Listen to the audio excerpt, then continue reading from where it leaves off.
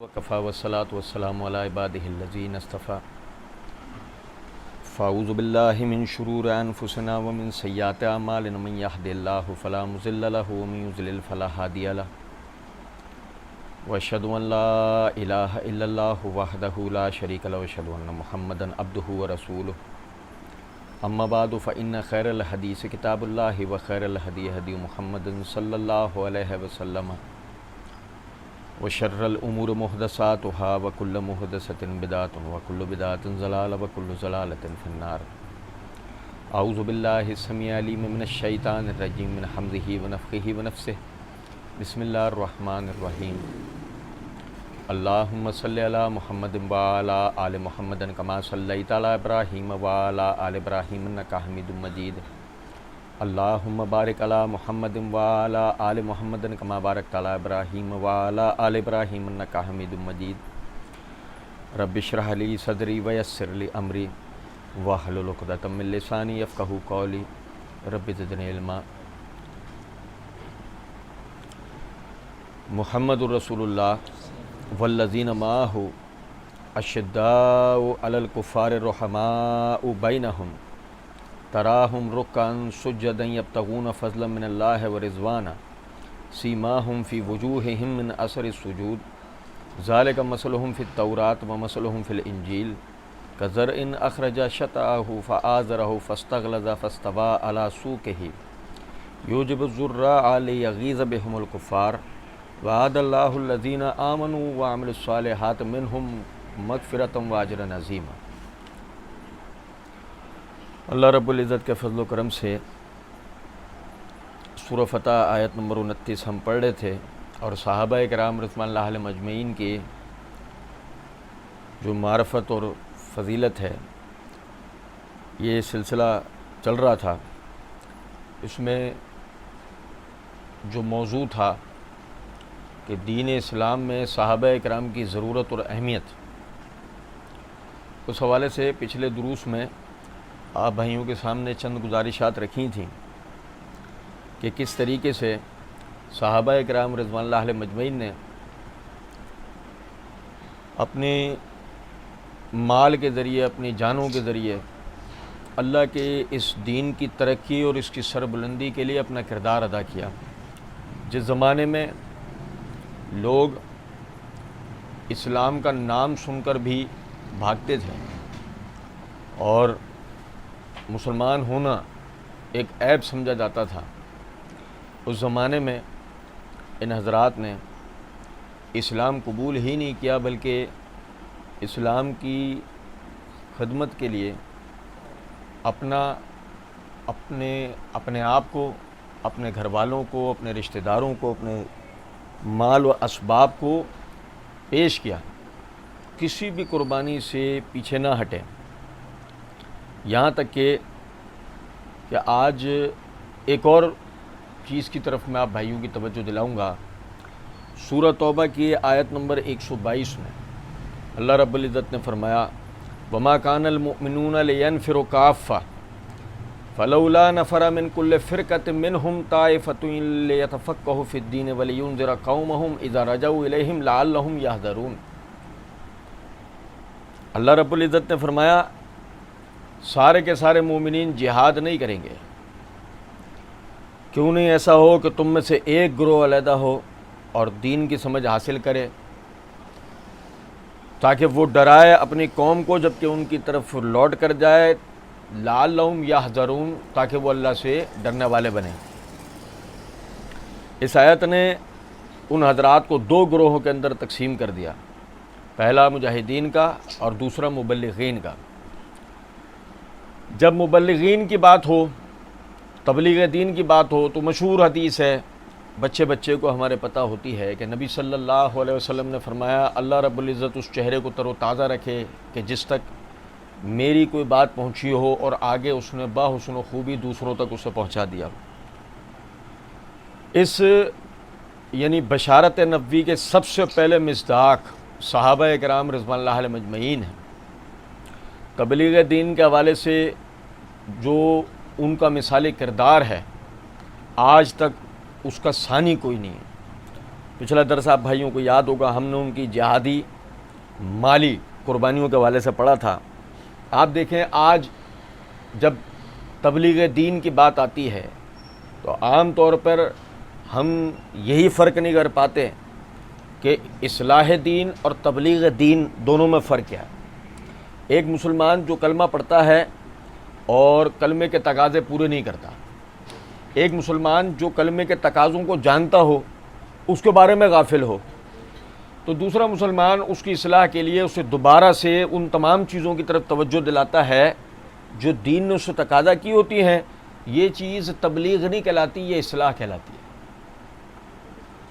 تبلیغ یہ ہے کہ آپ جو لوگ اسلام سے مطلب اسلامی تعلیمات سے ناواقف ہیں، اسلام سے واقف ہوں یا نہ ہو، اسلامی تعلیمات سے ناواقف ہیں، آپ ان تک حکمت کے ساتھ، علم اور دانش کے ساتھ اللہ کے دین کی بات کو پہنچائیں، اور اس کے لیے جو تکلیف، جو پریشانی، جو مال، جو وقت، جو یعنی چیزیں بھی آپ کو داؤ پہ لگانی پڑیں آپ لگائیں۔ اس کو کہتے ہیں تبلیغ دین۔ اور اس حوالے سے یعنی کہ اگر ہم دیکھیں تو یہ تو بڑی آسان سی بات ہے نا، ہر بندہ سمجھتا ہے وَأَنذِرْ عَشِيرَتَكَ الْأَقْرَبِينَ، کہ سب سے پہلے اپنے قریبی رشتہ داروں کو اللہ کے دین کے بارے میں سمجھانا ہے۔ اس حوالے سے تو ہم جانتے ہی ہیں، اپنے علاقوں میں دعوت کا کام کرنا، اس حوالے سے یعنی لوگوں سے ملنا بڑی آسان سی بات ہے۔ بظاہر اس میں جو چیزیں آدمی جھیلتا ہے وہ باتیں ہی نہیں ہیں، لیکن اگر اس کے برعکس ہم دیکھیں تو مشکل یہ ہے کہ آپ ایک دوسرے ملک میں جاتے ہیں۔ کہاں جاتے ہیں؟ ایک دوسرے ملک میں جاتے ہیں اور آپ کسی معمولی آدمی سے نہیں ملتے، بلکہ آپ اس ملک کے حکمران سے ڈائریکٹ جا کے ملتے ہیں، اس کو جا کر آپ دعوت دین دیتے ہیں۔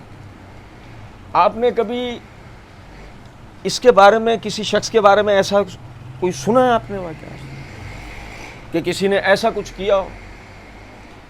سمجھے گا ذرا بات کو۔ یہ میرے ہاتھ میں تاریخ ابن خلدون ہے، اس کی یہ جلد نمبر 1 کے اندر صفحہ نمبر 117 پر حبش کے بادشاہ جس کا لقب نجاشی تھا، نجاشی کے پاس نبی صلی اللہ علیہ وسلم نے ایک یعنی گروہ کو بھیجا۔ اس بھیجے جانے کے پیچھے جو مقصد تھا وہ تو یہ تھا کہ انہیں سب سے پہلی ہجرت کرنی تھی، یہ بنیادی مقصد تو ہجرت کا تھا، لیکن ساتھ ہی ساتھ جعفر بن ابی طالب، میرے بھائی نام ذہن میں رکھیے گا، جعفر بن ابی طالب سگے بھائی ہیں علی بن ابی طالب کے، اہل بیت رسول، نبی صلی اللہ علیہ وسلم کے چچا زاد بھائی، ام ہانی سے عمر میں چھوٹے۔ جعفر بن ابی طالب ان کو عمر بن امیہ الزمری کے ساتھ یہ ذمہ داری دی گئی۔ نبی صلی اللہ علیہ وسلم نے انہیں خط دیا اور انہیں کہا کہ وہاں جاؤ اور وہاں جا کر نجاشی کو اللہ کے دین کی دعوت دو۔ اب میں آپ کے سامنے پڑھوں گا، اسے بغور سنیے گا۔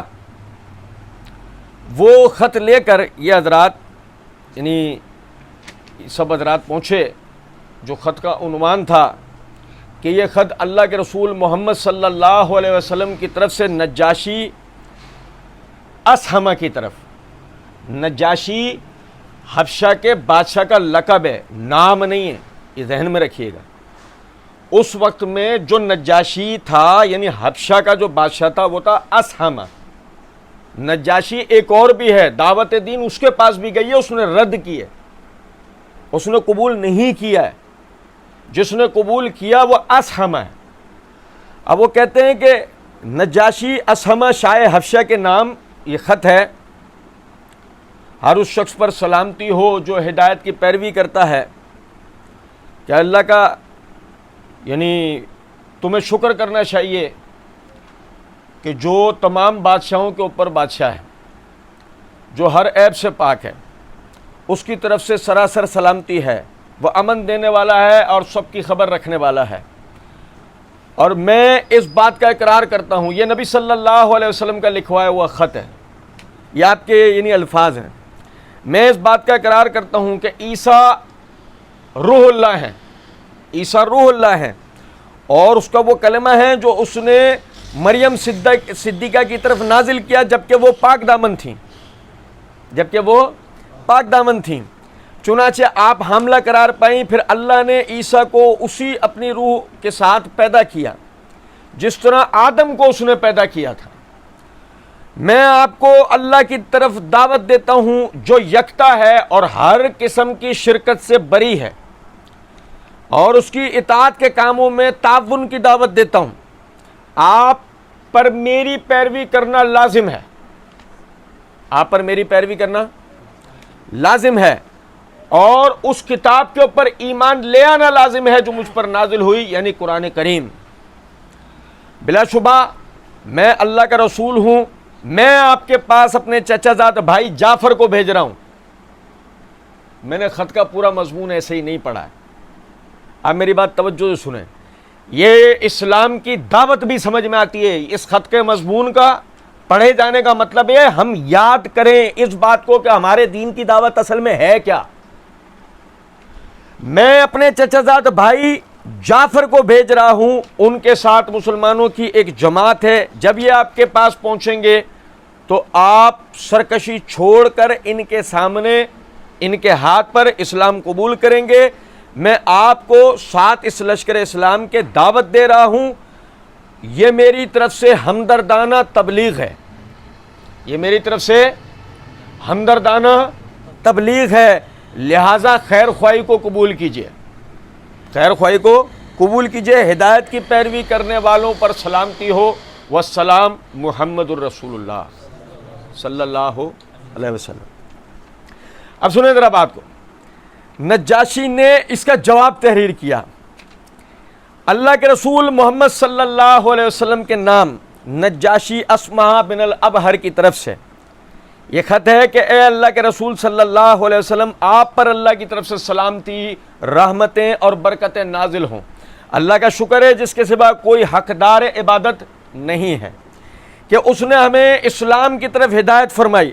اے اللہ کے رسول صلی اللہ علیہ وسلم، آپ کا خط مجھے مل گیا۔ آپ علیہ السلام نے عیسیٰ علیہ السلام کے بارے میں جو کچھ فرمایا، اللہ کی قسم ہم اس پر اپنی رائے سے کچھ بھی اضافہ نہیں کر سکتے۔ بلا شبہ عیسیٰ آپ کے بیان کے مطابق ویسے ہی ہیں جیسا آپ نے کہا۔ آپ جس شریعت کو لے کر مبعوث ہوئے ہیں اسے ہم نے جان لیا۔ میں آپ کے چچا زاد بھائی، میں آپ کے جعفر بن ابی طالب، میں آپ کے چچا زاد بھائی اور ان کے ساتھیوں کے ہاتھ پر بیعت کر کے کلمہ شہادت پڑھ چکا ہوں، ٹھیک ہے، اور مجھے یقین ہے کہ آپ اللہ کے سچے رسول ہیں، اور پچھلی کتابیں بھی آپ کی تصدیق کرتی ہیں۔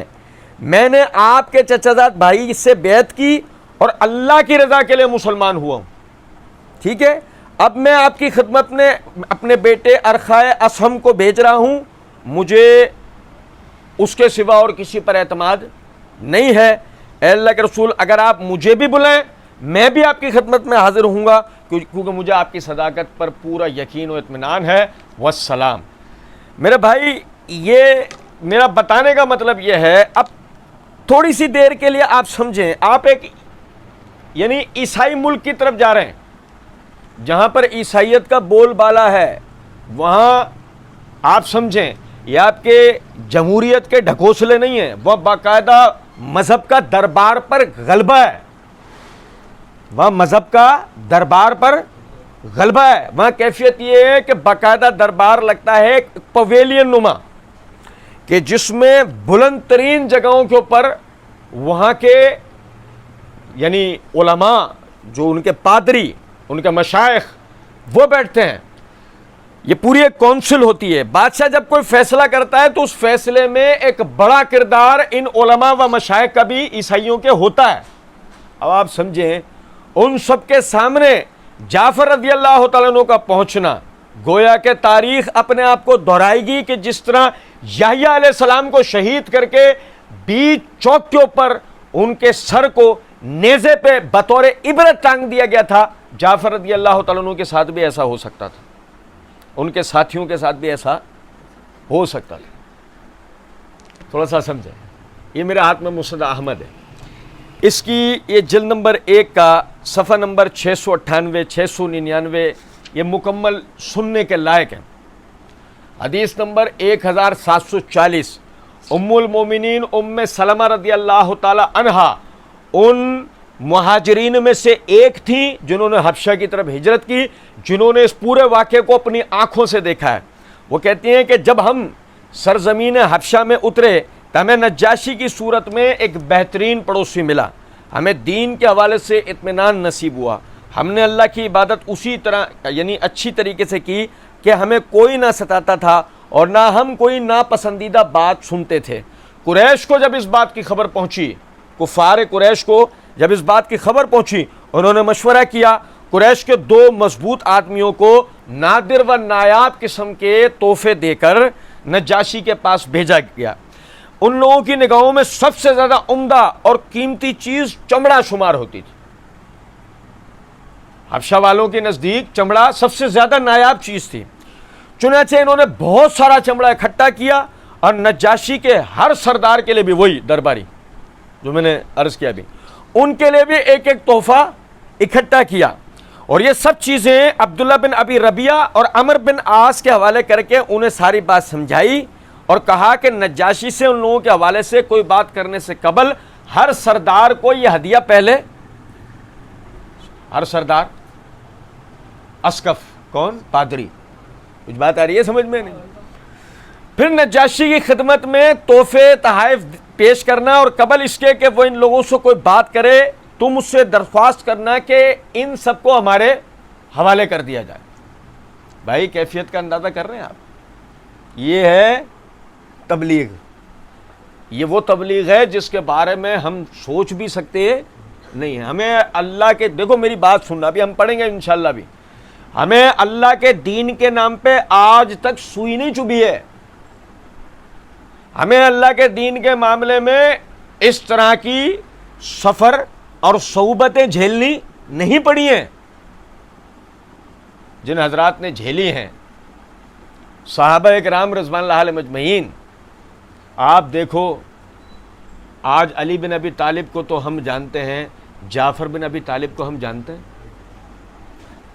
میں آپ کو ایک بات بتا رہا ہوں، میں نے جان بوجھ کر سفیران اسلام کے اندر اہل بیت کا ذکر پہلے کیا ہے۔ ڈھکوسلا دینے والے یہ نہ کہہ دیں میاں وہی دیکھ لو کہ دوسروں کا سب کا ذکر کیا، اہل بیت کا ذکر کیا۔ کچھ بات آ رہی ہے سمجھ میں یا نہیں؟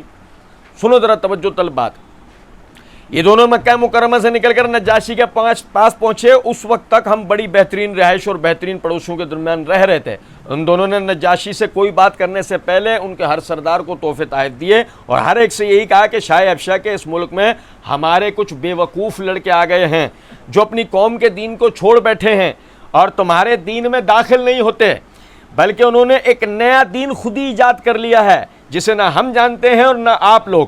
اب ہمیں اپنے قوم کے کچھ معزز لوگوں نے بھیجا ہے بھائی میرے، تاکہ ہم انہیں یہاں سے واپس لے جائیں۔ جب ہم بادشاہ سلامت سے ان کے متعلق گفتگو کریں تو آپ بھی انہیں یہی مشورہ دیں، آپ بھی انہیں یہی مشورہ دیں کہ بادشاہ سلامت ان سے کوئی بات چیت کیے بغیر ہی انہیں ہمارے حوالے کر دیں، کیونکہ ان کی قوم کی نگاہیں ان سے زیادہ گہری ہیں۔ بادشاہ ہماری قوم کے آدمی کو ہم سے بہتر نہیں پرکھ سکتا، ہم بہتر پرکھ سکتے ہیں، اور وہ اس چیز سے بھی زیادہ واقف ہیں جو انہوں نے ان پر عیب لگائے۔ اس پر سارے سرداروں نے انہیں اپنے تعاون کا یقین دلایا۔ اور میرے بھائی سمجھیں بات کو، 2 جملوں میں یہ کہ مسلمانوں کے خلاف کفر نے، یعنی کفر سے مراد کیا ہے آپ سمجھو ذرا بات، ویسے ورقہ بن نوفل بھی عیسائی ہو کر اپنا دین مکے میں چھپاتے تھے۔ کہ بات یہ ہے کہ کسی بھی مذہب کو قبول کیا جائے گا، ہمارے باپ دادا کے دین کے سوا کسی بھی مذہب کو قبول نہیں کیا جائے گا۔ یہ ہے شرک۔ یہ کیا چیز ہے؟ شرک۔ اور شرک کی ایک بدترین قسم بت پرستی، یہ وہ ہے کسی بھی مذہب کو قبول نہیں کیا جائے گا۔ یہ وجہ ورقہ بن نوفل بھی عیسائی ہونے کے بعد اپنے مذہب کو چھپاتے ہیں۔ لیکن اب آتا ہے اسلام۔ اب اسلام کیا ہے؟ لا الہ الا اللہ، نہ لات مشکل کشا ہے، نہ منات، نہ عزا، نہ نائلہ، نہ مریم، نہ روح القدس، نہ ہی یسوع مسیح، نہ ہی عزیر، نہ ہی کوئی اور، اللہ کے سوا کوئی مشکل کشا حاجت روا نہیں ہے۔ لو جی یہاں تو ہوا یہ اتجل آلہاتن الہم واحد، یہاں تو ہوا یہ ہے کہ سارے الہوں کا انکار ہو چکا ہے۔ یہی وجہ ہے اب عیسائیت کسی کو نظر آتی، اب سارے کے سارے اسلام کے خلاف اکٹھے ہو گئے، سب کے سب توحید کو برداشت کوئی بھی کر پا رہا نہیں۔ ٹھیک ہے، اصل جو جنگ ہے وہ کس کے خلاف ہے؟ اصل تو جنگ ہے توحید کے خلاف۔ ورنہ آپ سمجھو نا ذرا اس بات کو، عثمان رضی اللہ عنہ سے کہا گیا تھا نا تو طواف کر لے، ہم تجھے کچھ نہیں کہیں گے۔ نماز سے مسئلہ نہیں ہے، طواف سے مسئلہ نہیں ہے، کسی بھی چیز سے مسئلہ نہیں ہے، مسئلہ ہے تو توحید سے ہے، کیونکہ توحید انسان کو غیر اللہ کے مقابلے میں کھڑا کر دیتی ہے، اور جب انسان کھڑا ہوتا ہے تو سب سے پہلے اسلام کو کھڑا کرتا ہے۔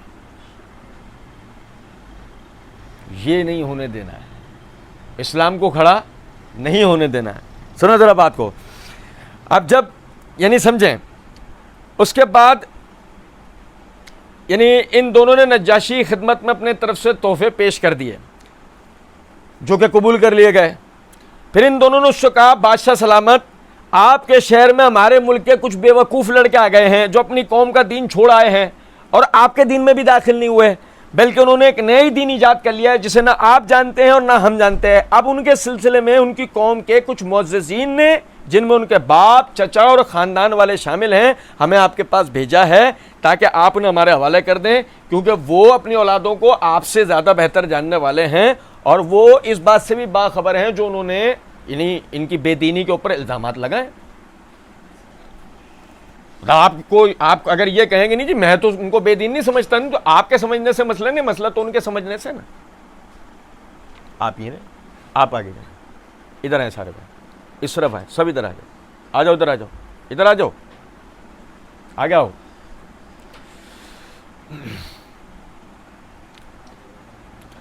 اب کہتے ہیں کہ اس وقت ان دونوں کی نگاہوں میں سب سے زیادہ ناپسندیدہ چیز یہ تھی کہ کہیں نجاشی ہماری بات سننے کے لیے تیار ہی نہ ہو۔ ادھر اس کے پاس موجود اس کے سرداروں نے بھی کہا،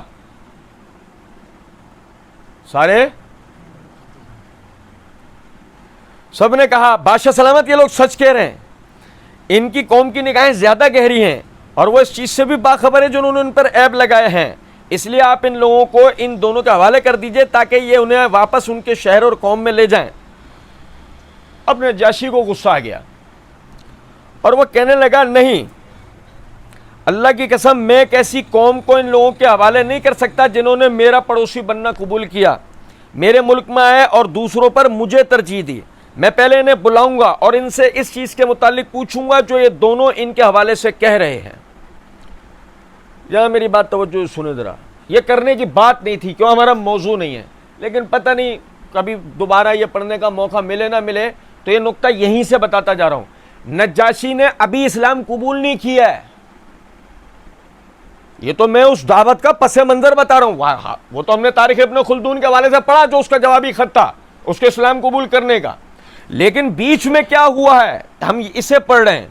کچھ بات آ رہی ہے سمجھ میں نہیں، ابھی اس نے اسلام قبول نہیں کیا، یہ اپنی اسی عیسائیت والی روش پر ہے، پھر بادشاہ ہے، اور کون سا بادشاہ ہے یہ بھی ذرا ایک بات کو سمجھیں، روم کے زیر تسلط ہے، کیسر کے زیر تسلط آتا ہی ہے، سپر پاور ہے اس زمانے کا، کیسر اس زمانے کا، روم اس زمانے کا سپر پاور ہے، روم کا بادشاہ وہ مطلق العنان سمجھا جاتا تھا نعوذ باللہ، اور یہ اس کا ماتحت ہے، اس کی ایک ریاست کا باقاعدہ بادشاہ ہے، معمولی آدمی نہیں ہے۔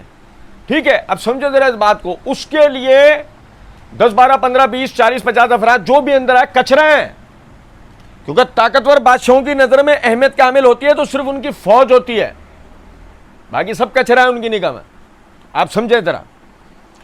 لیکن ایک زیریک، ایک عادل بادشاہ اس کی نظر میں رعایا کا کوئی آدمی بھی عام نہیں ہوتا، عوام ہونا تو دور کی بات ہے۔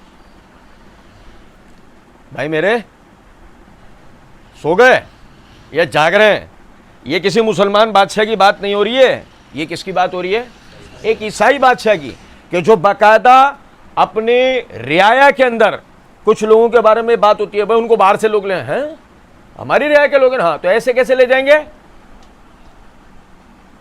اگر انہوں نے ہمارے ملک میں رہنے کو ترجیح دی ہے تو ہمارے ذمے میں ایسے نہیں لے آ سکتے جب تک میں فیصلہ نہ کروں۔ سنو، اچھا جی، اس کے بعد نجاشی نے پیغام بھیج کر صحابہ اکرام رضوان اللہ علیہم اجمعین کو بلوایا۔ جب بادشاہ کا قاصد صحابہ کے پاس پہنچا تو انہوں نے اکٹھے ہو کر مشورہ کیا کہ بادشاہ کے پاس پہنچ کر کیا کیا جائے۔ یہ کیوں پڑھ رہا ہوں میں؟ سنو، آپ کو مسئلے کی نوعیت کا اندازہ ہو۔ اور بھائی میرے سمجھ رہے ہو، کسی معمولی آدمی کے سامنے جا کر پیش ہونا نہیں ہے، آپ کس کے سامنے جا رہے ہو؟ بادشاہ حبش کے سامنے، نجاشی کے سامنے جا رہے ہیں آپ، اس حساب سے پریپیئر ہونا چاہیے آپ کو۔ آپ اندازہ کریں، کیفیت یہ ہے، آج میں اپنے علاقے کے غیر مسلم کو اسلام کی تبلیغ کرنے سے قاصر ہوں، وہ جا کر ایک طاقتور ملک کے بادشاہ کے سامنے کھڑے ہوں گے، اس کے لیے تیاری کر رہے ہیں۔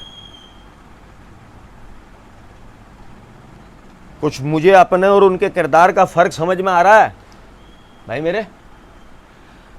پھر انہوں نے آپس میں طے کر لیا کہ ہم وہی کہیں گے جو ہمیں بتایا گیا، ہمیں تعلیم دی گئی، ہمیں تربیت دی گئی، جو نبی صلی اللہ علیہ وسلم نے ہمیں حکم دیا وہی کریں گے، وہی کہیں گے، جو ہوگا دیکھا جائے گا۔ بھائی میرے، حبشہ کی طرف ہجرت کرنے والے افراد کے اندر ہمیں یاد ہوگا عثمان رضی اللہ تعالیٰ عنہ تھے، یاد ہے؟ سیرت پڑھنے والے بھائیوں کو پتہ ہے، تاریخ پڑھنے والے بھائیوں کو پتہ ہے، ان میں نبی صلی اللہ علیہ وسلم کی بیٹی ہیں، ان میں جعفر بن ابی طالب ہیں، ان میں اور بہت سارے حضرات ہیں، جو ہوگا دیکھا جائے گا۔ چنانچہ حضرات نجاشی کے پاس چلے گئے، نجاشی نے اپنے پادریوں کو بھی بلا لیا تھا، وہ ان کے سامنے آسمانی کتابیں اور صحیفے کھول کر بیٹھ گئے۔ آسمانی کتابیں اور صحیفے کیا مطلب ہے؟ آسمانی کتابیں اور صحیفے عہد نامہ قدیم، عہد نامہ جدید، توریت بھی اور انجیل بھی، ساری سب کچھ لے کر وہ بیٹھ گئے۔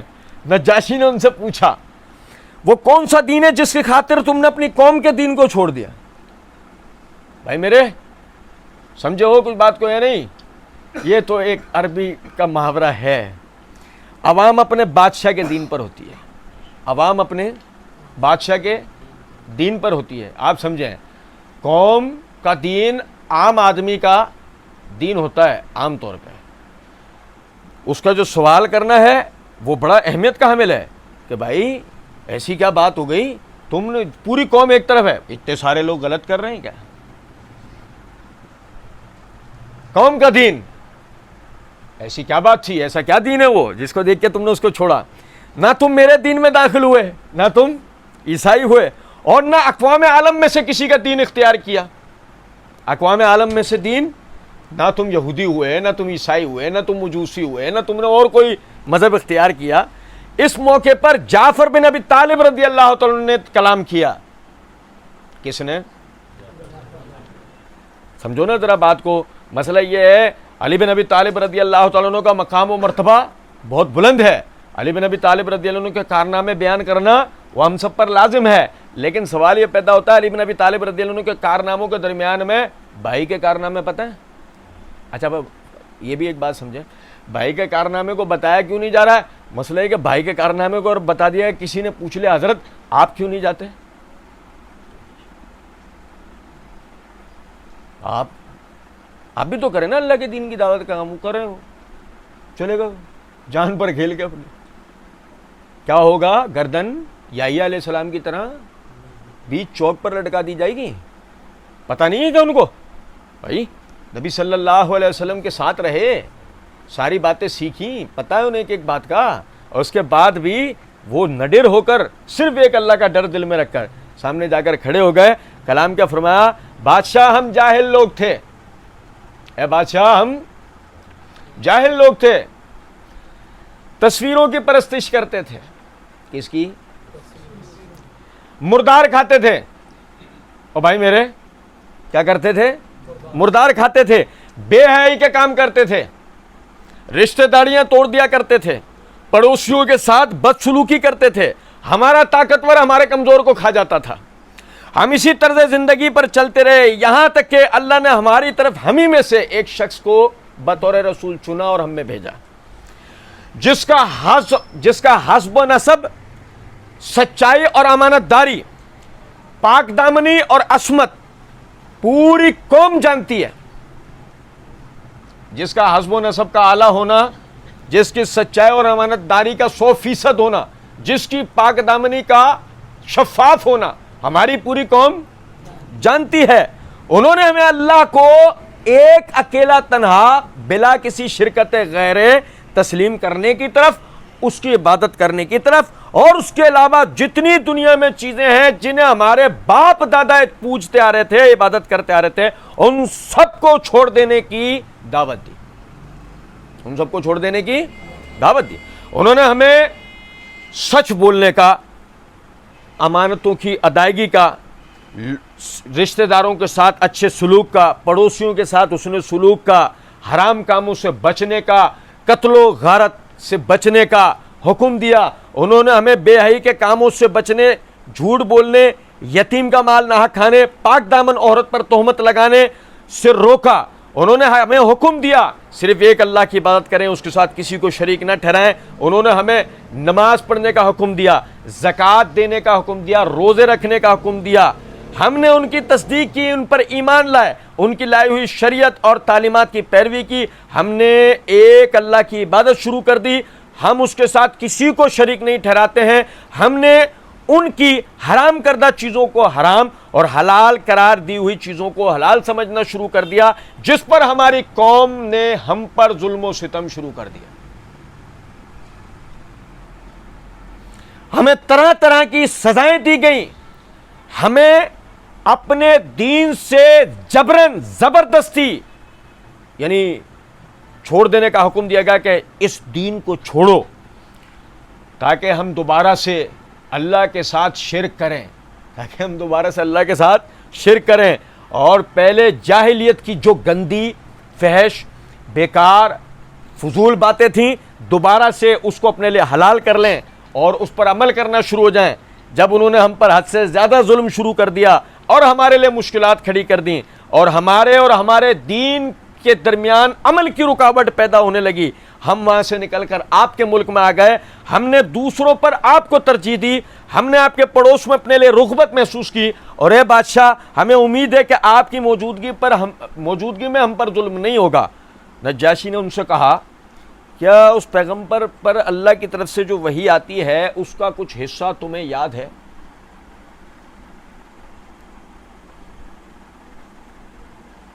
یہاں سے جاگنے کی ضرورت ہے. بھائی میرے، ایک طاقتور بادشاہ جس کا صبح سے لے کے رات تک کا معاملہ یہ ہے، روم کی حدود کو بڑھائے، فتوحات کا سلسلہ رکھے، رعایا کو مینٹین رکھے، حکم سلطنت کے جو امور ہیں انہیں باحسن و خوبی نبھائے. سمجھے ذرا اس بات کو. آپ سمجھ سکتے ہیں کہ ایسے آدمی کے پاس دین کو سیکھنے کا وقت ہوگا؟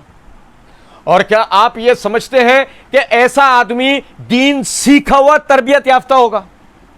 کیا آپ سمجھتے ہیں ایسی بات؟ ہمارا تو مسئلہ یہ ہے، 1 بجے دوپہر کو دکان کھولتے ہیں، رات 10 بجے بند کرتے ہیں، اس کے بعد کہتے ہیں دین سیکھنے کا ٹائم نہیں ہے ہمارے پاس.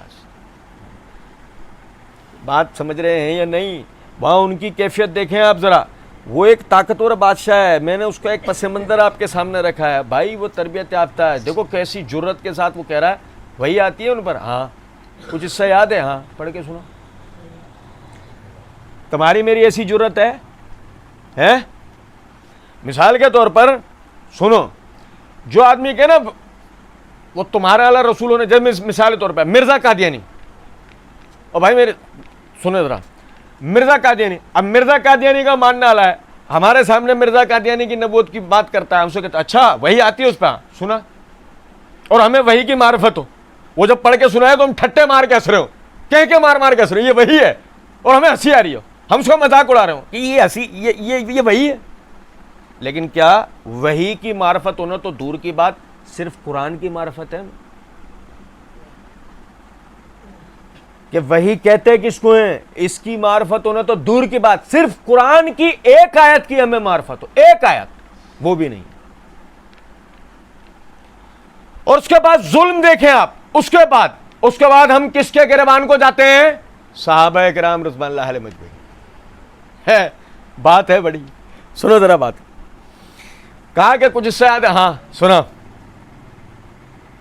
جعفر رضی اللہ عنہ نے سورہ مریم کی ابتدائی آیات اس کے سامنے پڑھ کے سنائی. کس کی؟ کیا یار سمجھو, ناراض ہو جاتے ہیں بھائی مجھ سے, یقین کریں. او بھائی ہمارے ہاں تو رٹے کی تبلیغ ہے, 6 نکات یاد کرو, 6 پوائنٹ کلمہ یاد ہونا چاہیے, 5 کلمہ یاد ہو, نماز کے فرائض واجبات یاد ہونے چاہیے. یہ کیا ہے؟ یہ تبلیغ ہے. ایک مبلغ ایسا ہوتا ہے کہ جس کے پاس اتنا علم ہو کہ وہ جہاں جس موقع پر کھڑا ہے, سامنے جس نفسیات و مذہب کا آدمی ہے, جس نیچر کا وہ ہے, وہ اس کے مطابق بات کرے, اس اعتبار سے اس کو قرآن و حدیث پڑھ کے سنائے. سامنے عیسائیوں کا ایک عالم ہے, یہ بادشاہ جو وحی کے بارے میں کہہ رہا ہے پڑھ کے سناؤ, یہ عیسائی ہے تو پڑھ کے بھی اس کو کیا سنائے؟ سورہ مریم. پڑھ کے بھی سنائی تو کیا؟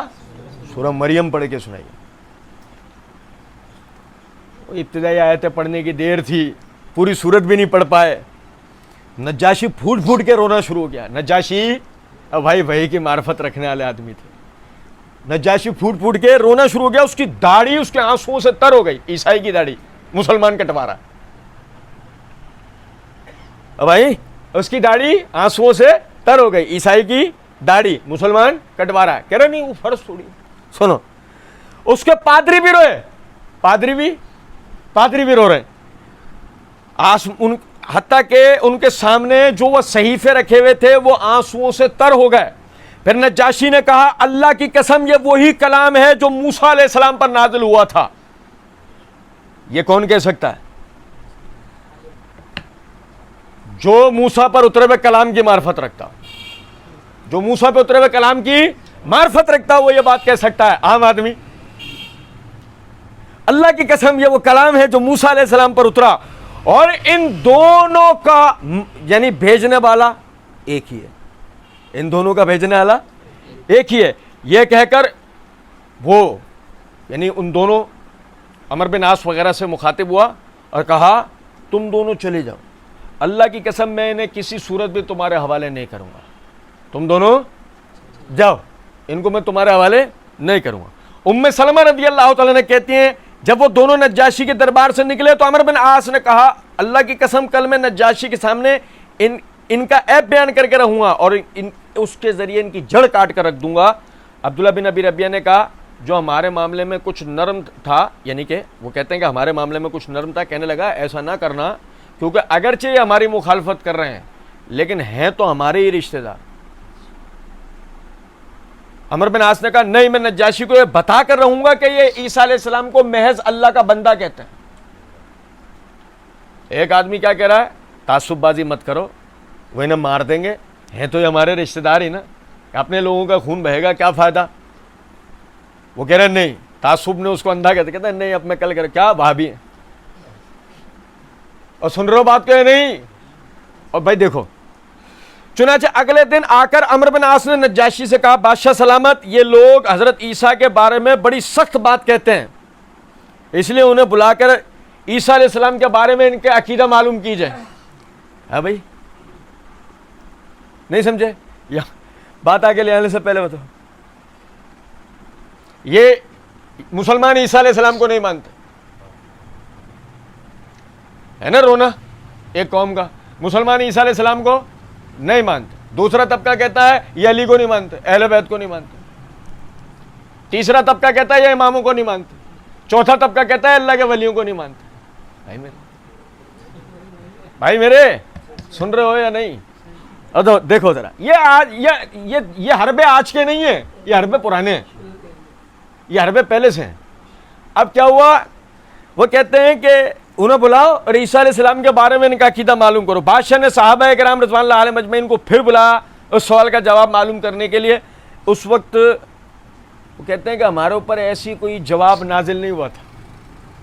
اس وقت ہمارے اوپر کوئی ایسا کوئی جواب, بھائی سورہ آل عمران جیسی 82 آیتیں پوری عیسائیت کا رد ہیں. سورہ آل عمران کی ابتدائی 82 آیتیں پوری عیسائیت کا رد ہیں اللہ کے کرم سے.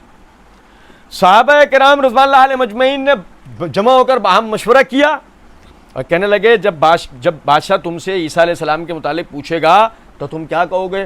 پھر انہوں نے یہ طے کر لیا کہ ہم ان کے متعلق وہی کہیں گے جو اللہ نے فرمایا, جو ہمارے نبی نے بتایا, جو ہوگا دیکھا جائے گا, جو ہوگا دیکھا جائے گا. چنانچہ طے کر کے وہ نجاشی کے پاس پہنچ گئے. نجاشی نے ان سے پوچھا عیسیٰ علیہ السلام کے متعلق تم لوگوں کی کیا رائے ہے؟ عیسیٰ علیہ السلام کے متعلق تم لوگوں کی کیا رائے ہے؟ جعفر رضی اللہ تعالیٰ عنہ, کون؟ جعفر بن ابی طالب, علی رضی اللہ عنہ کے بھائی. جعفر بن ابی طالب نے فرمایا اس سلسلے میں ہم وہی کچھ کہتے ہیں جو ہمارے نبی صلی اللہ علیہ وسلم نے ہمیں سکھایا کہ وہ اللہ کے بندے ہیں. عیسیٰ علیہ السلام اللہ کے بندے ہیں, اللہ کے رسول ہیں, اللہ کی پھونکی ہوئی روح ہیں اور اس کا کلمہ ہے جسے اللہ نے مریم کی طرف القاء کیا جبکہ وہ کنواری اور صدیقہ تھیں, اپنی عصمت کی حفاظت کرنے والی تھیں. اس پر نجاشی نے اپنے ہاتھ سے زمین کی طرف بڑھا کر ایک تنکا اٹھایا. میرے بھائی آپ سمجھو بات, دیکھو دعوت کا ایک طریقہ یہ بھی ہے کہ آپ یوں کہہ دیں یہ تمہارے قبر والے کچھ نہیں کر سکتے. ایک دعوت کا طریقہ یہ ہے, ایک دعوت کا طریقہ ہے اللہ کے ولیوں کو اللہ نے اپنی قدرتوں سے تھوڑی کوئی نوازا ہے. جو اللہ کی شان ہے وہ تو اللہ ہی کی شان ہے. اخلاق, تمیز, تہذیب اور حکیمانہ گفتگو سامنے والے کے دل میں آپ کے لیے گھر کر سکتی ہے. بکواس کرنا, زبان سے زہر اگلنا, حق بیان کرنا نہیں ہوتا. یہ میری بات سمجھیں. دیکھو جعفر رضی اللہ عنہ حق بیان کر رہے ہیں, کیا بولیں گے وہی جو ہمارے نبی نے ہمیں کہا ہے, لیکن بولا کس طریقے سے؟ تمیز سے, اخلاق سے, تہذیب سے. عیسیٰ علیہ السلام کی حقیقی شان اور فضیلت بھی بیان کر دی اور اپنا عقیدہ بھی 100% بیان کیا, 100% بغیر کسی لچک کے. اللہ نے اس کے دل میں گھر کیا. وہ دیکھو کیا کہہ رہا ہے, اس نے ایک تنکا اٹھایا زمین پر سے اور کہنے لگا آپ لوگوں نے جو کچھ کہا ہے عیسیٰ علیہ السلام اس تنکے سے زیادہ اور کوئی فضیلت نہیں رکھتا. کیا مطلب ہے؟ اس تنکے کی جتنی لمبائی ہے نا, تم نے جو عیسیٰ علیہ السلام کی شان بتائی, اس تنکے جتنی لمبائی بھی عیسیٰ علیہ السلام کی, پھر دوبارہ کوئی آگے فضیلت نہیں. یہی حقیقی عیسیٰ علیہ السلام کی فضیلت ہے جو تم لوگوں نے بتائی. نجاشی نے بات کی, اس کے ارد گرد بیٹھے ہوئے سردار غصے میں آگ بگولا ہو گئے. نہیں سمجھو بات کو, یہ کیا ہو گیا؟ ان کے نر خروش سے آواز نکلنے لگی. نر خروش سے آواز نکلنا سمجھتے ہیں؟ غصے میں آدمی غرارہ ہوتا. نجاشی نے کہا تمہیں جتنا مرضی برا لگے بات یہی صحیح ہے, تم لوگ جاؤ, آج سے تم اس ملک میں امن کے ساتھ رہو گے. اور 3 مرتبہ کہا کہ جو شخص تمہیں برا بھلا کہے گا اسے اس کا تاوان ادا کرنا پڑے گا. مجھے یہ بات پسند نہیں کہ تم میں سے کسی کو تکلیف پہنچاؤں, اگرچہ اس کے عوض مجھے ایک پہاڑ کے برابر سونا کیوں نہ مل جائے.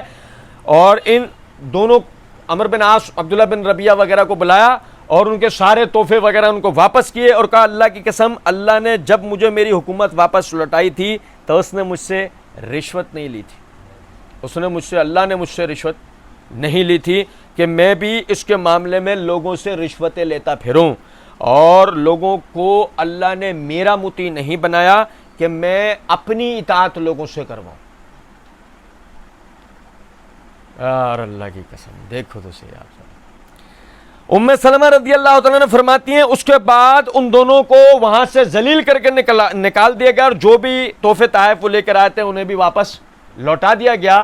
آپ سمجھیں کہ باقاعدہ جعفر رضی اللہ تعالیٰ عنہ اور جتنے مہاجرین حبشہ تھے, یہ ان لوگوں کی محنت تھی کہ وہ لوگ وہاں پہنچے, انہوں نے اللہ کے دین کی دعوت دی. اس دعوت کا نتیجہ تھا کہ اسلام حبشہ کے اندر پھلا پھولا. ہم تو گاڑی کھاتے تک بھی لے کے نہیں گئے, ہم تو اسلام کو کہیں بھی نہیں لے کے گئے میرے بھائی. یہ میرے ہاتھ میں زاد المعاد ہے، اس کی جلد نمبر 3 ہے، صفحہ نمبر 259۔ نبی صلی اللہ علیہ وسلم نے عمرو بن عاص رضی اللہ تعالیٰ عنہ کو بھیجا شاہ عمان کی طرف، عمان کے بادشاہ کی طرف۔ وہ نبی صلی اللہ علیہ وسلم خط لے کر گئے ہیں جعفری کے پاس۔ عربی آپ تلفظ دیکھیں گے جعفر لکھا ہوگا، عبد النبی لکھا ہوگا، یہ اصل میں جعفری تھا۔ وہ کہتے ہیں کہ خط کا مضمون بسم اللہ الرحمن الرحیم، محمد بن عبداللہ کی جانب سے جعفر اور عبد النبی جلندری کے نام، سلامتی ہو اس پر جو ہدایت کی پیروی کرے، میں تمہیں اسلام کی دعوت دیتا ہوں، تم دونوں بھائی مسلمان ہو جاؤ، سلامتی پاؤ گے، کیونکہ میں تمام لوگوں کی جانب اللہ کا رسول ہوں، تاکہ جو زندہ ہیں انہیں اللہ سے ڈراؤں اور کافروں پر اللہ کی حجت کو تمام کروں۔ اس لیے اگر تم دونوں نے اسلام کا اقرار کر لیا تو تم جہاں کہیں کے بھی حکمران ہو، تم اس اپنے حکمرانی تمہاری قائم رہے گی، ہمیں تمہارے تخت و سلطنت سے کوئی غرض نہیں ہے، ہمیں غرض یہ ہے کہ اس علاقے کا ہر آدمی مسلمان ہونا چاہیے، اور تم نے اگر اسلام کے اقرار سے انکار کر دیا تو یاد رکھو تمہارا ملک تم سے بہت جلد چھینا جانے والا ہے، اور اللہ کا لشکر تمہارے مقابلے میں آنے والا ہے، اور میری نبوت تمہارے ملک میں غالب آ کر رہے گی۔ اس خط کو ابی بن کعب نے لکھا اور نبی صلی اللہ علیہ وسلم کی مہر اس کے اوپر لگائی گئی۔ حضرت عمرو بن عاص فرماتے ہیں کہ میں نکلا اور عمان پہنچا،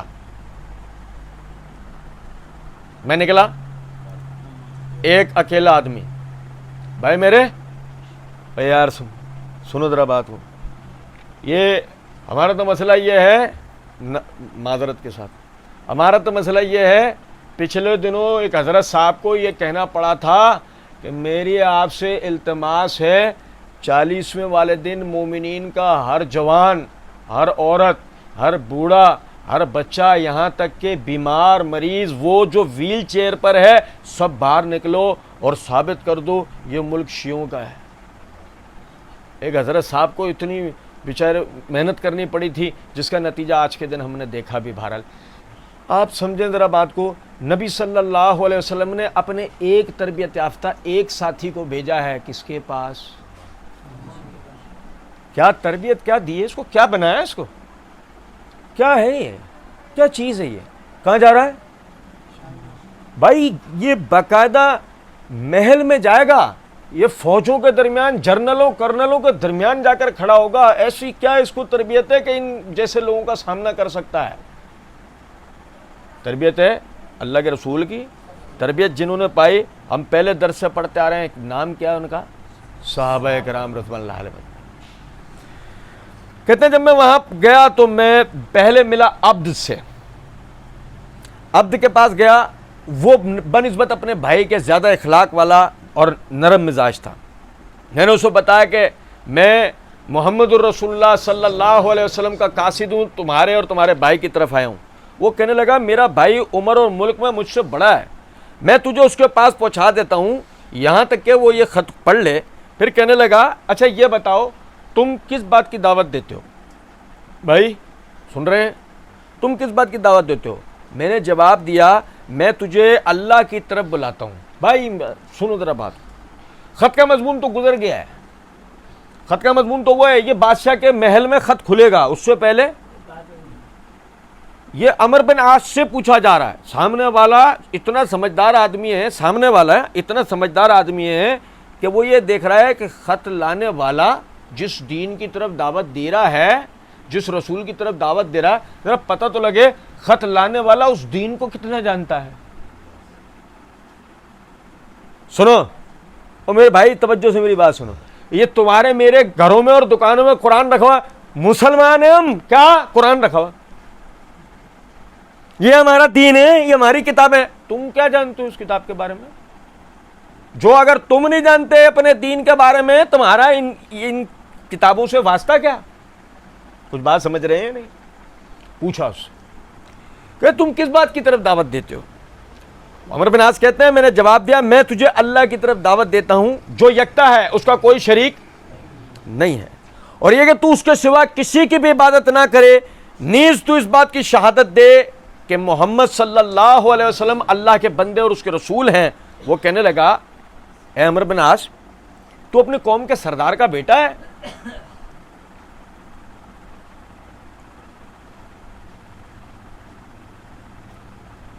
کیا سوال سمجھ میں آ رہا ہے؟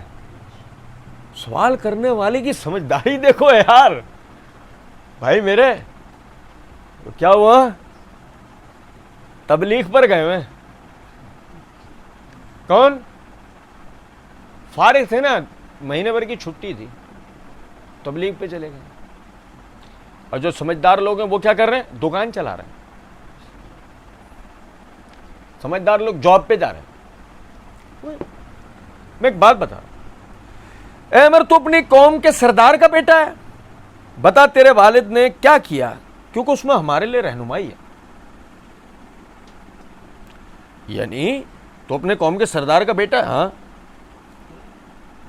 تیرے باپ نے یہ دعوت سنی, اس نے ریئیکٹ کیا کیا وہ مجھے بتا, اس کا ریئیکشن کیا تھا تیرے باپ کا, قوم کے سردار کا. میں نے کہا وہ مر گیا. میں نے کہا وہ مر گیا اور محمد صلی اللہ علیہ وسلم پر ایمان نہ لایا. کون؟ عاص بن وائل. وہ مر گیا اور نبی صلی اللہ علیہ وسلم پر ایمان نہ لایا. حالانکہ میری خواہش تھی کہ وہ اسلام قبول کر لیتا اور آپ صلی اللہ علیہ وسلم کی تصدیق کر لیتا. شروع میں بھی اپنے باپ کا ہم خیال تھا, آخر اللہ تعالیٰ نے مجھے اس دین کی طرف ہدایت دی. وہ کہنے لگا تم نے یہ رسول کی پیروی کب کرنا شروع کی؟ تم نے رسول کی پیروی کب کرنا شروع کی؟ میں نے کہا کچھ زیادہ مدت نہیں گزری ہے, تھوڑا ہی عرصہ ہوا ہے. اچھا یہاں بات آگے لے آنے سے پہلے میں نکتہ آپ کو سمجھاتا ہوں. کیا مطلب ہے اس سوال کا کہ تم نے پیروی کب شروع کی ہے؟ یعنی کہ ایک ایسا آدمی جو تقریباً 20-25 سال سے تربیت کے معاملات میں ہے, صحبت کے معاملات میں ہے, 20-25 سال میں تو یہ سب کچھ رٹا ہونا چاہیے اس کو. لیکن اگر مثال کے طور پہ ایک آدمی تربیت میں ابھی آیا ہے, کچھ مدت ہوئی ہے, اس کے بعد وہ اتنی زبردست طریقے سے اتنے کانفیڈنس کے ساتھ جواب دے رہا ہے, تو کیا مطلب کیا ہوا؟ مطلب کیا ہوا؟ صحابی کی یہ تعریف بالکل صحیح ہے جو ہم صحابی کی تعریف کی بحث میں پڑھ چکے ہیں کہ جس نے ایمان کی حالت میں نبی صلی اللہ علیہ وسلم کے ساتھ ایک پہر گزارا ہو اور پھر اس کی موت اسی ایمان کی حالت کے اندر ہوئی ہو, وہ صحابی ہے. سوال کرنے والا صحابی کی معرفت جانتا ہے, یہی وجہ ہے وہ سوال کر رہا ہے. ہمارا والا جنگلی آج تک سمجھ نہیں پا رہا, ہمارا جنگلی نہیں سمجھ رہا, وہ غیر مسلم ہو کر ان چیزوں کی معرفت رکھتے تھے, یہی وجہ اس سوال. کتنا عرصہ ہوا تم کو پیروی کرتے ہوئے؟ نے کہا کچھ زیادہ مدت نہیں گزری, تھوڑا ہی عرصہ ہوا ہے. اس نے پوچھا تم نے کہاں اسلام قبول کیا تھا؟ تم نے اسلام قبول کہاں کیا تھا؟ یہاں سے آپ لوگوں کا حافظہ یوں کلک کرے گا, نجاشی کے ہاں. یاد آیا؟ عبداللہ بن ربیعہ کے ساتھ دوسرا کون تھا؟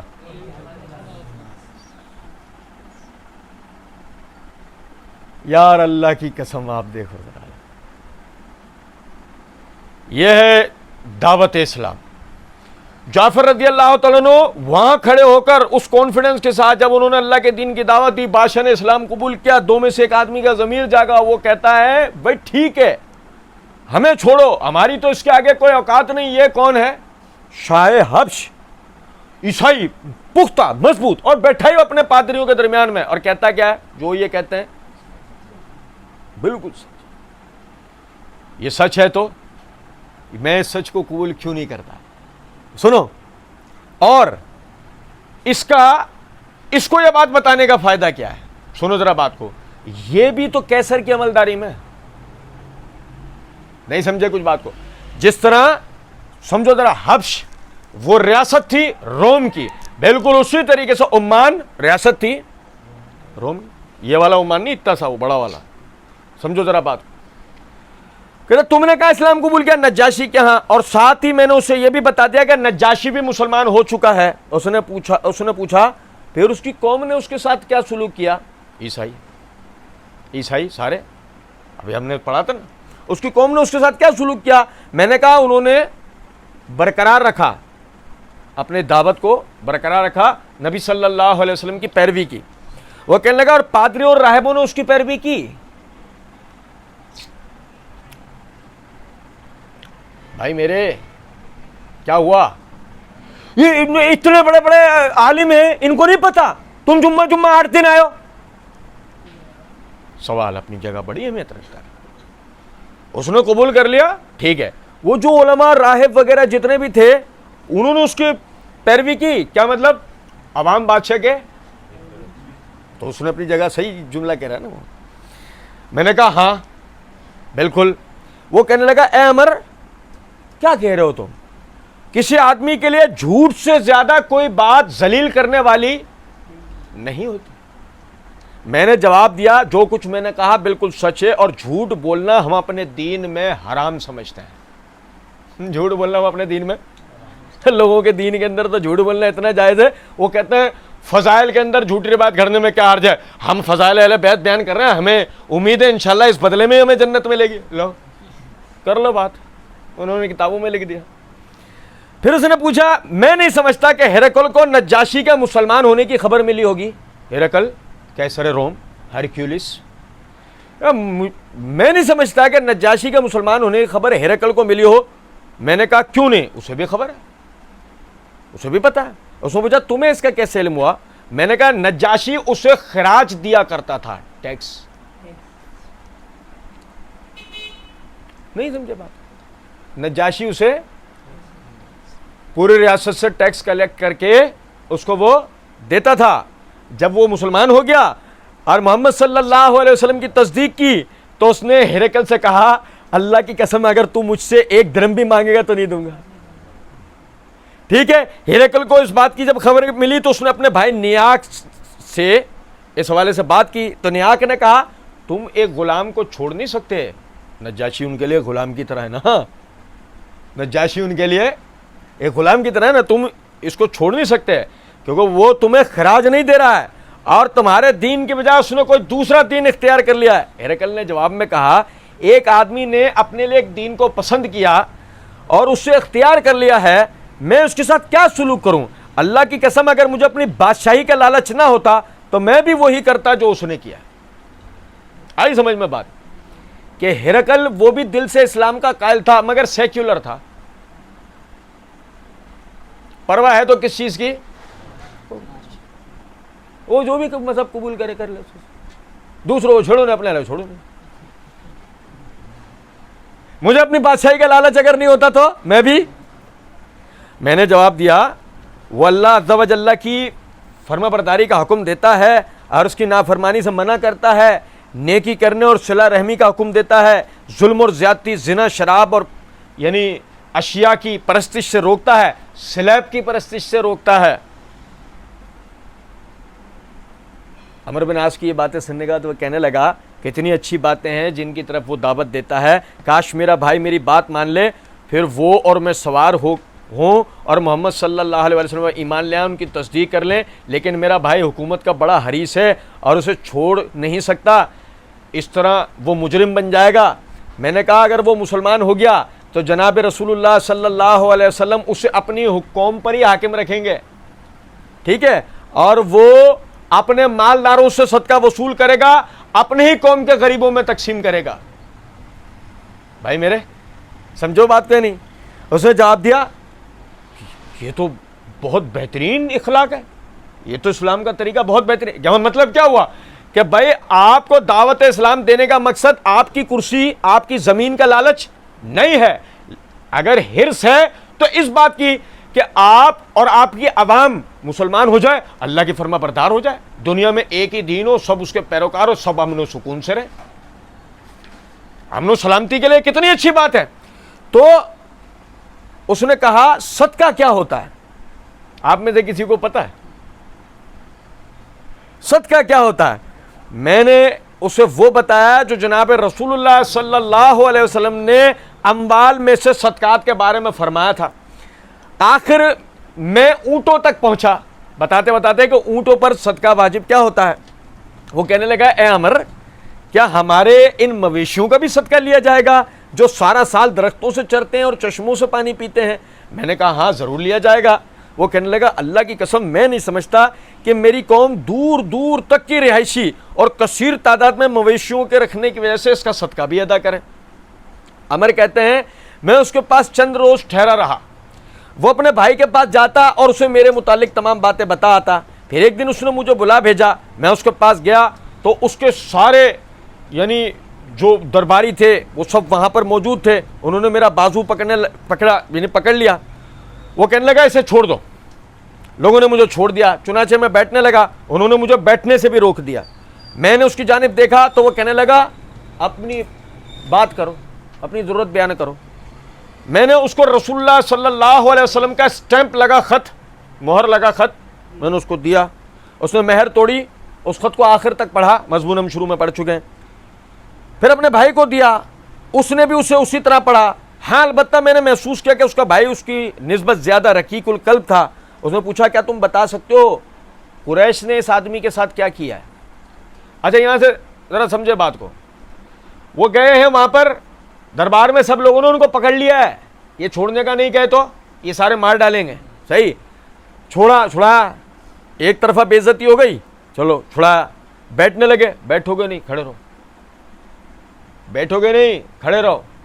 میں بھی عرض کر رہا تھا نا تھوڑی دیر پہلے, اللہ کے دین کی دعوت کے معاملے میں ہمیں کبھی آج تک اس طرح کی ذلت کا سامنا ہوا ہے؟ آپ یار سمجھو ذرا, صحابہ کرام رضوان اللہ علیہم اجمعین کا مقام بہت بلند ہے, بہت بلند. انہوں نے جو کچھ اس دین کے لیے جھیلا ہے, ہمیں اس کا 1000واں حصہ بھی ملا؟ ہمیں نہیں ملا. ہم تو بڑے مزے میں ہیں, اور یہ سب ان کی محنتوں کا صلہ ہے. اور دیکھیں, پوچھا قریش نے اس کے ساتھ کیا کیا؟ میں نے کہا انہوں نے اس کی پیروی کر لی ہے, یا تو رغبت کے ساتھ یا تلوار سے مغلوب ہو کر. ہم مثال کے طور پہ آپ سمجھیں, ہم کھڑے ہیں امریکہ کی ایک ریاست کے اندر, وہاں کا جو گورنر ہے, ہم اس کے سامنے یہ بات کر رہے ہیں, کہ فلاں ملک نے قبول کر لیا, تو محبت سے کر لیا یا ہتھیار کے زور پہ کر لیا, ختم. کر سکتے ہو آپ یہ بات؟ بولے تو میرے دوسرے لفظوں میں تو مجھے دھمکی دے رہا ہے,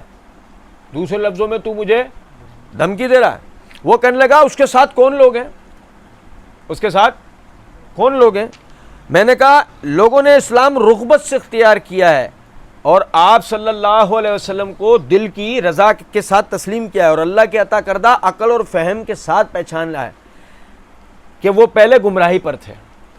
بس میں نہیں جانتا کہ تیرے سوا کوئی باقی رہ گیا ہو, اور اگر تم آج اسلام قبول کر لو گے اور ان کی اتباع نہ کرو گے تو کل اسلامی لشکر تمہیں تباہ و برباد کر دے گا اور تمہارے ان باغوں کو پامال کر دے گا. بس بہتر ہے اسلام قبول کر لو, سلامتی پاؤ گے, اور نبی صلی اللہ علیہ وسلم تمہیں تمہاری قوم پر یہ حاکم رکھیں گے, اور تم پر سوار اور پیادہ فوج کبھی حملہ نہیں کرے گی. اچھا سنیں ذرا بات کو. اس نے کہا اس کے ساتھ کون لوگ ہیں؟ ہاں سمجھو, انہوں نے اس کا جواب کیا دیا ہے؟ وہ لوگ جنہوں نے اپنی رغبت کے ساتھ اسلام قبول کیا, اہل بیت نہیں. اہل بیت کیا مطلب؟ میں یہ جملہ کیوں بول رہا ہوں؟ میں یہ جملہ اس لیے بول رہا ہوں, سوال کرنے والا کہتا ہے کہ ایک مخصوص خاندان کے لوگ اپنی پیری مریدی لے کر کھڑے ہو جاتے ہیں, اور گدی در گدی, نسل در نسل وہی پیر بنتے آتے ہیں. عوام ان کے ہاتھ پیر چومنے چاٹنے میں ہی لگی رہتی ہے, اور یہی سلسلہ چلتا رہتا ہے. سوال کرنے کا مقصد اس کے ساتھ کون لوگ ہیں جنہوں نے اسلام, کون لوگ؟ اب اگر مثال کے طور پہ ساتھ کا جواب یہ ہو کہ اس کے خاندان قریش کے لوگوں نے اسلام قبول کیا اس کے ساتھ, مطلب یہ اصل میں ایک ہی سرداری کا تسلسل ہے, ایک ہی گھرانے کے لوگ ہیں جو صرف اپنا ہی جھنڈا بلند کرنا چاہتے ہیں, باقی اور کوئی سلسلہ. یہ نبوت کا تو محض ڈرامہ ہے. لیکن جواب دینے والی کی زیرکی دیکھو, اس کی دانش اور عقل مندی دیکھو کہ وہ سوال کو بھانپتا ہے, اور موقع پہ یہ ہوتا ہے ایک مبلغ اسلام. یہ تھوڑی ہوتا گلی کے کنارے پہ کھڑے گئے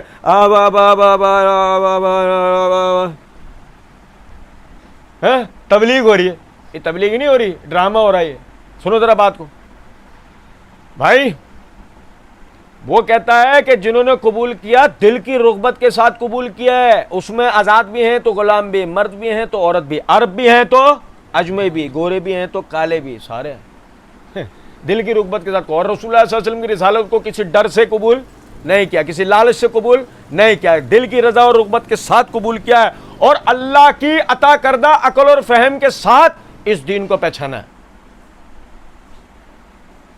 یہ نہیں ہمارے باپ دادا یہ کرتے آئے, یہ نہیں اتنے سارے لوگ کر رہے ہیں غلط ہے کیا, یہ نہیں, اس دین کو دلیل کی بنیاد پر قبول کیا ہے.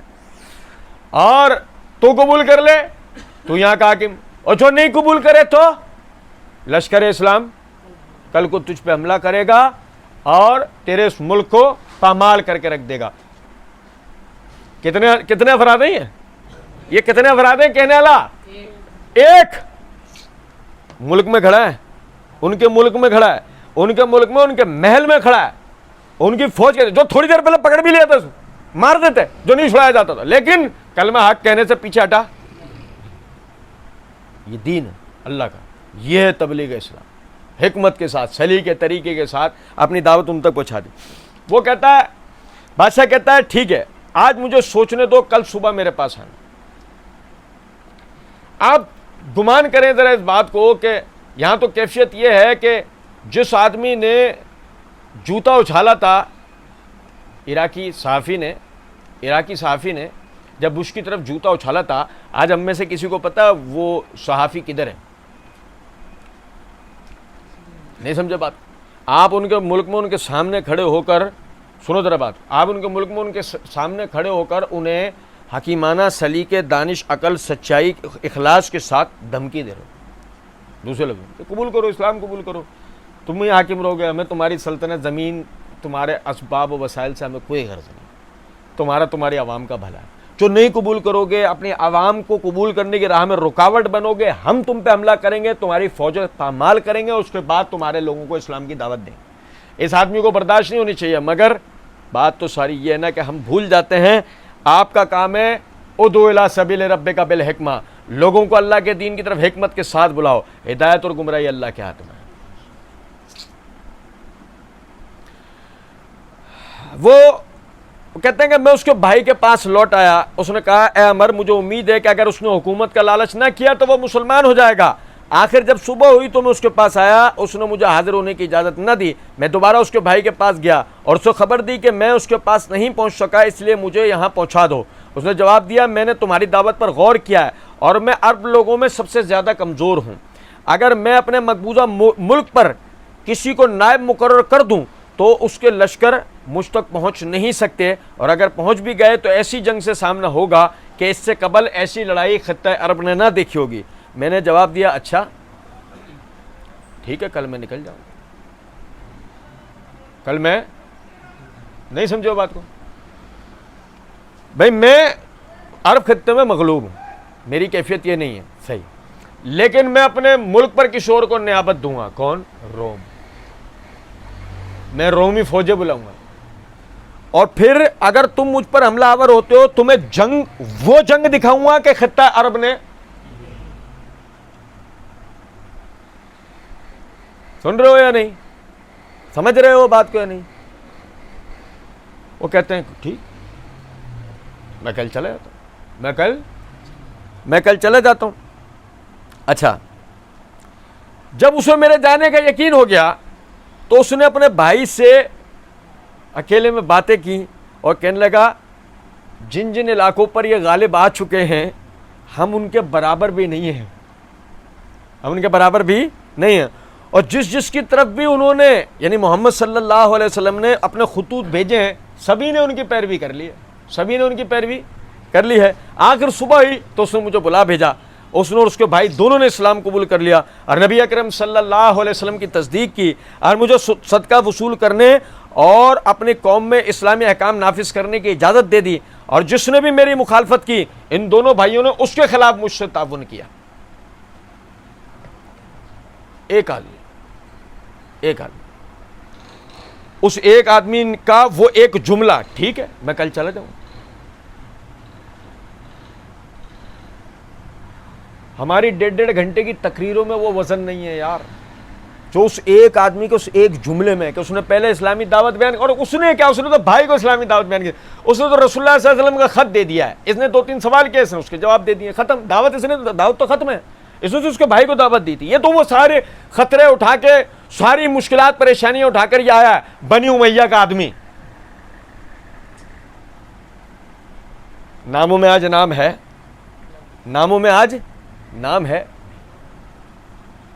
بھائی میرے، آپ سمجھو اس بات کو، یہ تفصیلات بتانے کا مطلب آپ کو یہ ہے وہ بھی تو تفصیل ہم سنتے ہیں نا, وہ گھوڑا لے کر ایسے آیا, اس نے تیر ایسے چلایا, اس نے بھالا ایسے مارا, اس کو پہلا زخم یوں لگا, یہ یوں کر کے ایسے گرا, اس کا فلاں یہ ہو گیا, وہ یہ بھی تو ہم تفصیل پوری سنتے ہیں نا. یہ تفصیل سننے میں ہمیں نہ اباسی آتی ہے, نہ نیند آتی ہے, نہ فلاں ہے اچھا وہ یہ کیا یہ ہو رہا ہوتا نہیں. آپ سمجھے ذرا بات کو, واقعہ کربلا ایک بہت بڑا سانحہ ہے اس امت. آپ سمجھو ذرا, اس امت کو پیش آنے والے سانحات جس سے اس امت کو بڑے بڑے نقصان پہنچے, اس میں واقعہ کربلا ایک بڑا سانحہ ہے. بئر معونہ غزوہ احد کے بعد اس امت کو جو سب سے بڑا سانحہ پیش آیا ہے وہ واقعہ کربلا کا سانحہ ہے. لیکن میں بتانا کیا چاہ رہا ہوں, پروپیگنڈا دیکھو آپ, کہ صرف آپ کو وہ بتانا, آپ کے بزرگوں کے کارنامے نہ بتانا.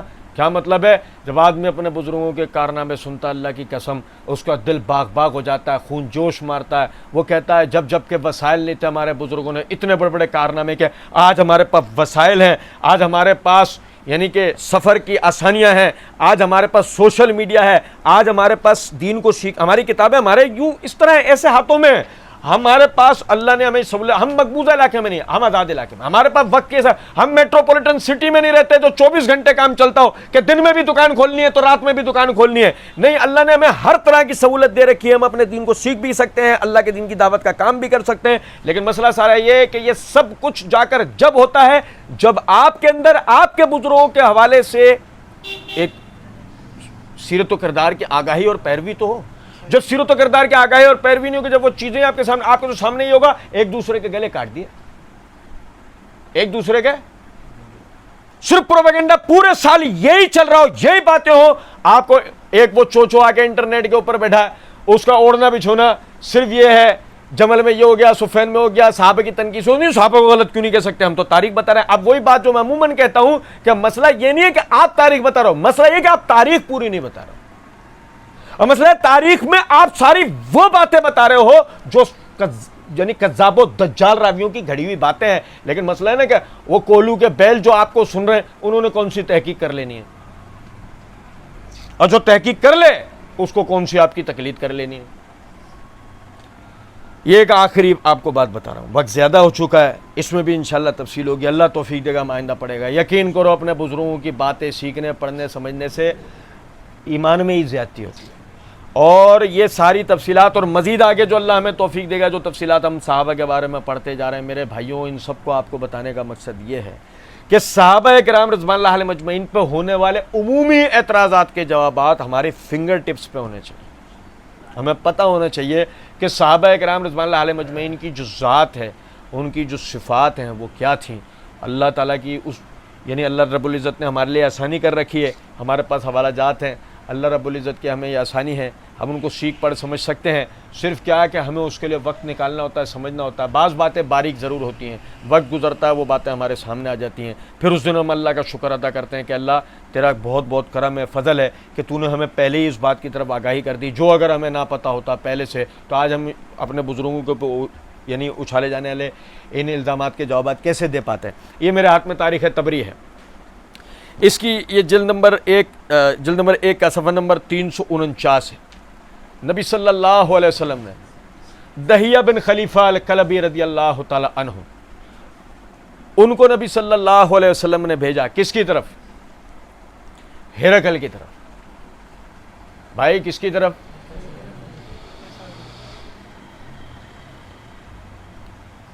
روم کے بادشاہ کی طرف, پورے روم کے بادشاہ کی طرف. ابھی تک ہم کیا پڑھ رہے تھے؟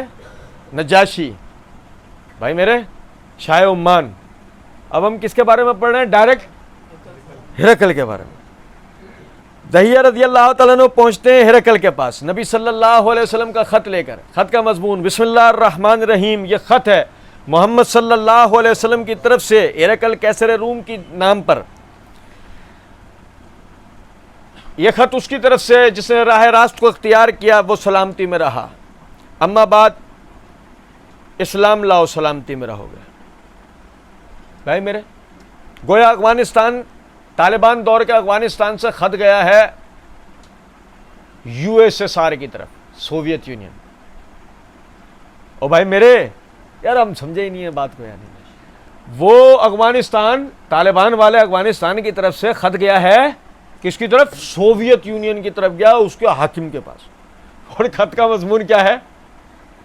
مسلمان ہو جاؤ تو سلامتی میں رہو گے. سنو یہ سیم وہ والی بات. اسلام لے آؤ, اللہ تعالیٰ تمہیں ڈبل اجر دے گا, اور اگر میری اس دعوت کو نہیں تسلیم کرو گے تو تمہاری تمام ناواقف رعایا کا گمراہی کا وبال بھی تمہارے اوپر ہوگا. کتنی حکیمانہ بات. آپ اسلام قبول کرتے ہو دوہرا اجر پاؤ گے, عوام بھی اسلام قبول کرے گی تمہارے لیے صدقہ جاری ہوگا. تم اسلام قبول نہیں کرتے, اپنی عوام کو روکو گے, اپنی عوام کو روکو گے, ان کی گمراہی کا وبال بھی تمہارے ذمہ ہوگا. اچھا, عبد الملک بن مروان کے عہد میں امام ابن شہاب زہری رحمۃ اللہ علیہ جو حدیث کے راوی ہیں وہ کہتے ہیں کہ عبد الملک بن مروان کے عہد میں نصارہ کا ایک بہت بڑا پادری, اس سے میری ملاقات ہوئی. یہ اس وقت موجود تھا جب رسول اللہ صلی اللہ علیہ وسلم کا خط ہرقل کے دربار میں پہنچا تھا.